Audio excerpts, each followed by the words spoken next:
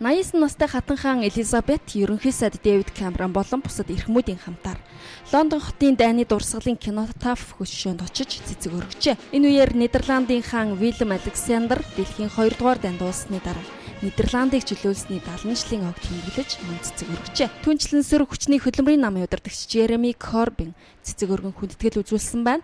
Нэм гарагт Лондончуудын оролцсон 2 минутын чимээгүй ёслол орон нутгийн цагаар 11 цагт эхэлсэн бөгөөд энэ ёслолд Их Британийн өнцөг болон бүрээс олон арван хүн ирэн оролцсноороо илүү өргөн хүрээтэй ач холбогдолтой байлаа. Мөн энэ өдөр Ахмад дайчид Их Британийн хамгийн анхан шатны дайны дурсгал болох кинотафын дэргэдүр жагсан алхажээ. Өчигдөр орой парламентын ордны гадна намуу цэцгэн ирэх өргөссөн байна.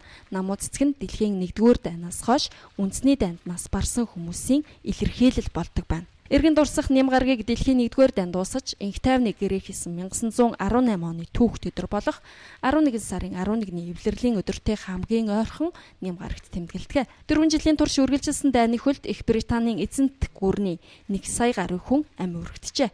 Гэсэн ч энэ өдрийг 1-р дайнаас хойш болсон дайн байлдаанд амь өргөдсөн бүх цэргүүдийг эргэн дурсах өдөр болгон тэмдэглэх болсон юм.